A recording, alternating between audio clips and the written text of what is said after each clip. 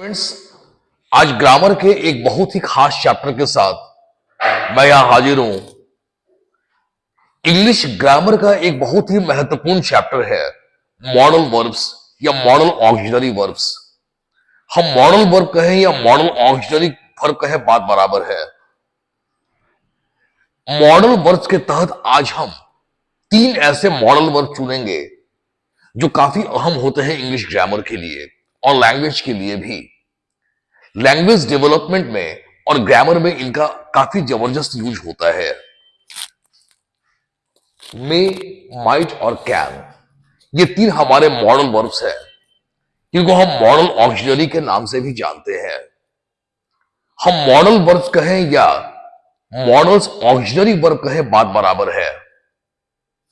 सबसे पहले यह जानना आवश्यक होगा कि ये मॉडल वर्ब्स होते क्या है या मॉडल ऑक्सिलरी वर्ब्स होते क्या है। मॉडल ऑक्सिलरी वर्ब बेसिक रूप से ऑक्सिलरी वर्ब ही होते हैं, सहायक क्रियाएं होते हैं, जैसे is, am, are, has, have या वॉज वर। ये जो हमारे ऑक्सिलरी वर्ब होते हैं, ठीक उसी तरीके से मॉडल्स भी ऑक्सिलरी वर्ब होते हैं। अब फर्क क्या है? अन्य ऑक्सिलरी वर्ब्स और मॉडल वर्ब्स में फर्क क्या है? फर्क यह है कि जो मॉडल वर्ब्स होते हैं, इनका एक अलग अलग एक्सप्रेशन होता है, शाब्दिक अर्थ नहीं। अगर पूछा जाए कि मे का मतलब क्या होता है या मे का शाब्दिक अर्थ क्या होता है, तो किसी भी टीचर के लिए काफी मुश्किल होगा बताना, काफी डिफिकल्ट होगा, क्योंकि मे का या माइट का या कैन का कोई शाब्दिक अर्थ ना होता है, बल्कि इनका एक्सप्रेशन होता है। तो हम सबसे पहले बात करेंगे मे जो एक मॉडल वर्ब है। मे का सबसे अधिक प्रयोग होता है संभावना को दर्शाने के लिए। जब कोई भी काम या कोई भी घटना या कोई चीज की संभावना को दर्शाते हैं, यानी कि पॉसिबिलिटी को शो करते हैं, तो वहां मे का प्रयोग करते हैं। अब मे के अलावा अन्य मॉडल वर्ब भी हैं जिनसे हम पॉसिबिलिटी शो करते हैं, जैसे माइट। माइट से भी पॉसिबिलिटी शो करते हैं। और मस्ट एक मॉडल वर्ब है और मस्ट के द्वारा भी हम पॉसिबिलिटी को शो करते हैं, लेकिन तीनों में फर्क है। आइए हम मॉडल और मे के पहले यूज को देखें। To show the balance possibility. अब आप पूछेंगे बैलेंस पॉसिबिलिटी क्या होता है? बैलेंस पॉसिबिलिटी का मतलब यह होता है कि लगभग बराबर, जब किसी भी काम की संभावना या घटना की संभावना या चीज की संभावना लगभग बराबर हो, तो वहां पर हम मे का यूज करते हैं। जैसे example, Rahul may play the match.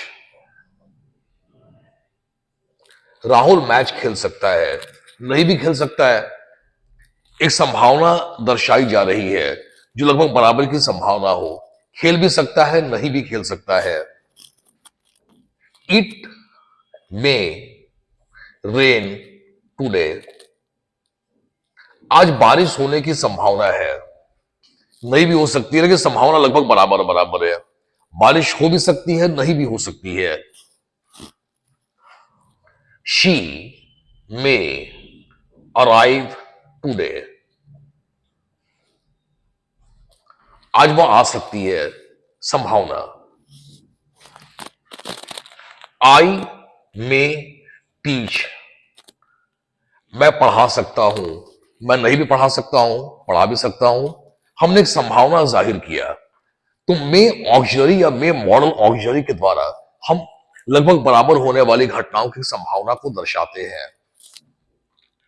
मे का दूसरा यूज होता है टू शो द परमिशन। किसी भी काम को करने की इजाजत लेने के लिए मे का प्रयोग किया जाता है। एग्जाम्पल के तौर पर, जैसे हमने एग्जाम्पल लिया, मे आई गो आउट। क्या मैं बाहर जा सकता हूं? Sign of interrogation. May I sit here. क्या मैं यहां बैठ सकता हूं? May we talk. क्या हम लोग बात कर सकते हैं? तो यह हमारा हो गया परमिशन। संभावना दर्शाने के लिए भी मे और परमिशन लेने के लिए भी मे।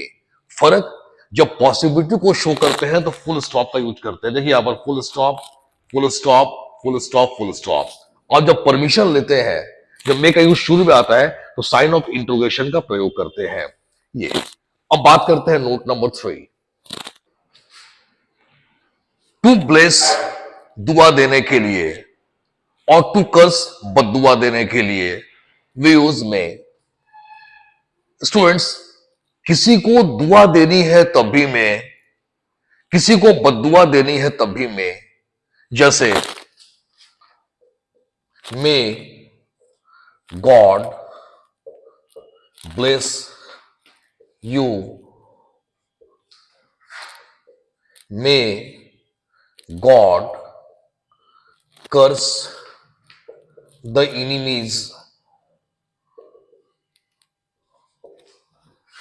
may you live long। See, may God bless you, ईश्वर तुम्हें दुआ दे। May God curse the enemies, ईश्वर दुश्मनों को बददुआ दे। And may you live long, आपकी उम्र लंबी हो। हमने क्या किया, इनके बाद साइन ऑफ एक्सक्लेमेशन का प्रयोग किया। This is called sign of exclamation, या इसे कहते हैं एक्सक्लेमेटरी साइन। सी, दुआ देने के लिए में, बददुआ देने के लिए में, परमिशन लेने के लिए में, संभावना जाहिर करने के लिए में। तो मे का मतलब क्या बताया जाए, और यही होती है मॉडल वर्ब की खूबसूरती।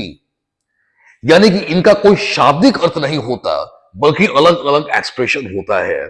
यानी कि मॉडल वर्ब्स के जरिए हम अलग अलग एक्सप्रेशंस को शो करते हैं।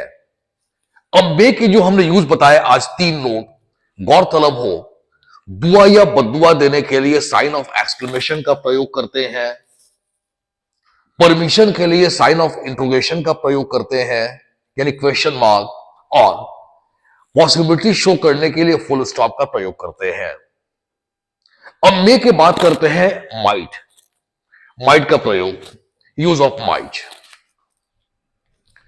मे और माइट में बेसिक डिफरेंस ये है, जब किसी चीज की संभावना काफी छिन्न हो, काफी कम हो जाए, संभावना मरे नहीं बल्कि काफी कम हो जाए, तो वैसे में हम माइट का प्रयोग करते हैं। जैसे he might come today,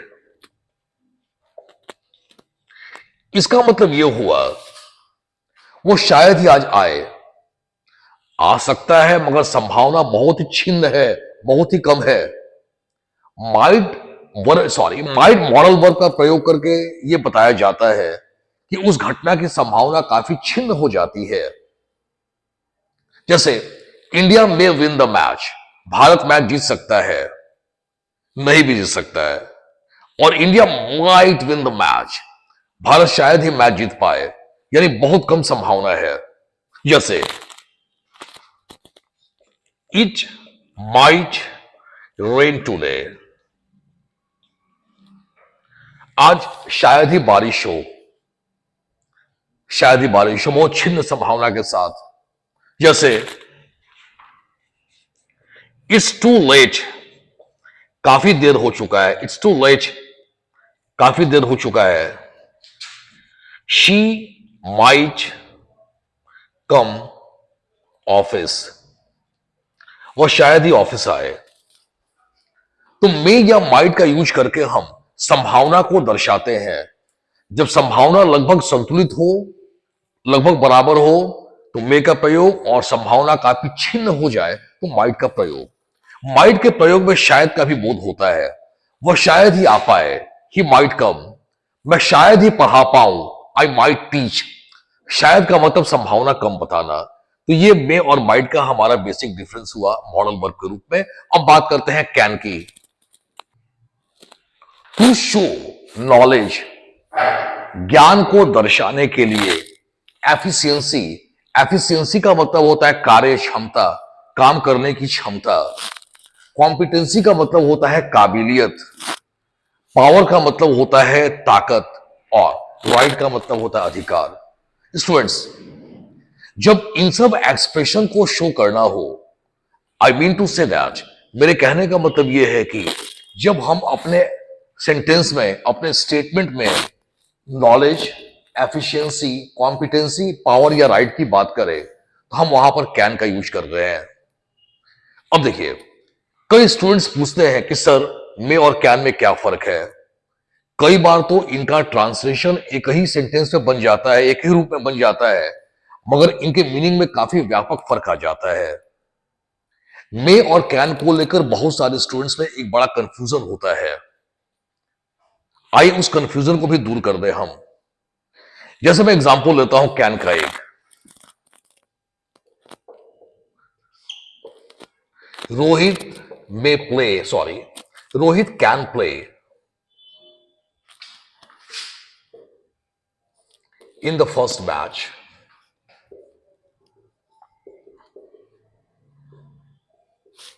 or Rohit may play in the first match.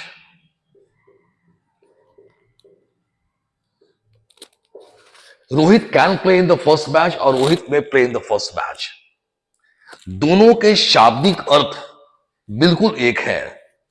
Rohit can play in the first match, Rohit पहले मैच में खेल सकता है, और Rohit may play in the first match, Rohit पहले मैच में खेल सकता है। दोनों के शाब्दिक अर्थ बिल्कुल एक होंगे, लेकिन दोनों के मीनिंग में या एक्सप्रेशन में काफी बड़ा फर्क आ जाएगा। Rohit can play in the first match का मतलब यह हुआ कि रोहित पर दम है कि पहला मैच खेल सकता है, अभी भी सक्षम है वो, यानी पहले मैच को खेलने के लिए सक्षमता उसमें है, काबिलियत है, दम है, खेल सकता है। और रोहित में play in the first match, Rohit पहले मैच में खेल भी सकता है, नहीं भी खेल सकता है। यानी इस एग्जाम्पल में रोहित के खेलने की संभावना को दर्शाया जा रहा है और इस एग्जाम्पल में रोहित की सक्षमता को दर्शाया जा रहा है। अब मैं दो एग्जाम्पल और लेता हूं इसको और ज्यादा स्पष्ट करने के लिए, जस्टिफाई करने के लिए। ये एग्जाम्पल आपको और स्पष्ट कर देगा मे और कैन के फर्क को। जैसे आई कैन टीच या आई मे teach.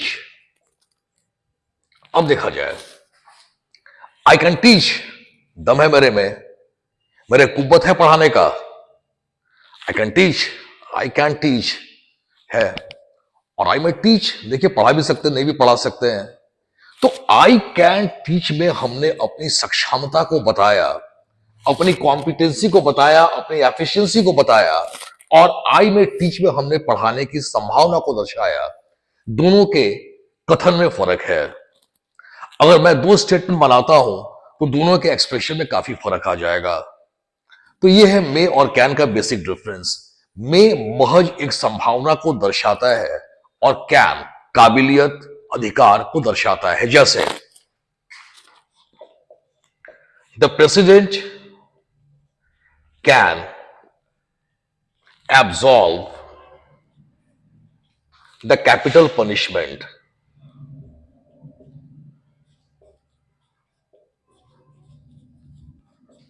The president can absolve the capital punishment.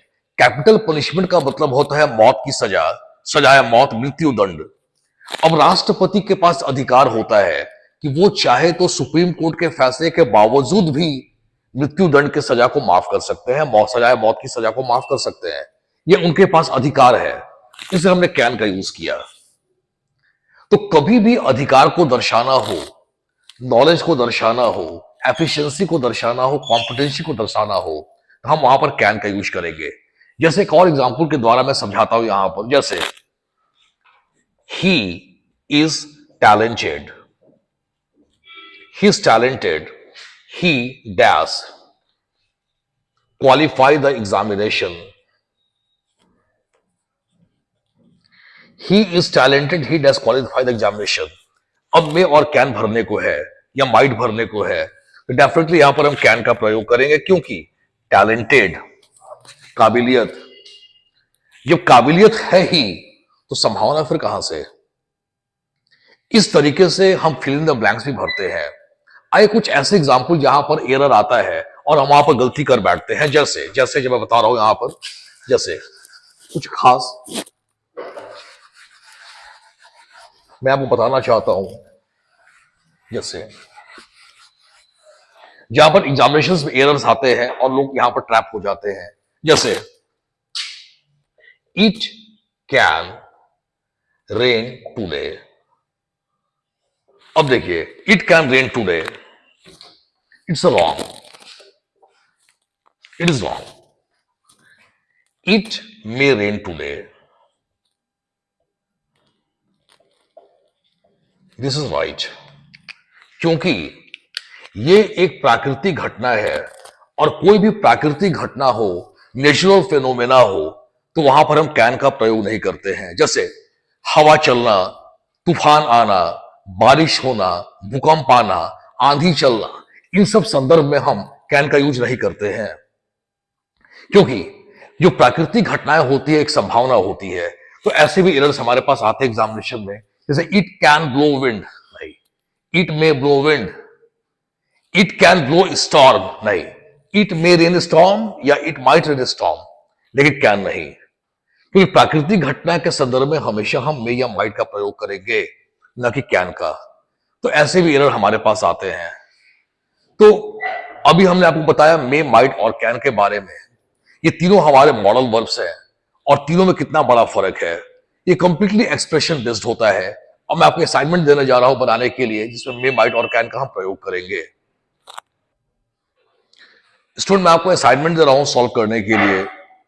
ये फिल इन द ब्लैंक्स हैं, जिसमें आपको मे, माइट और कैन भरने हैं। किसी भी एग्जामिनेशंस के लिए काफी इंपॉर्टेंट है।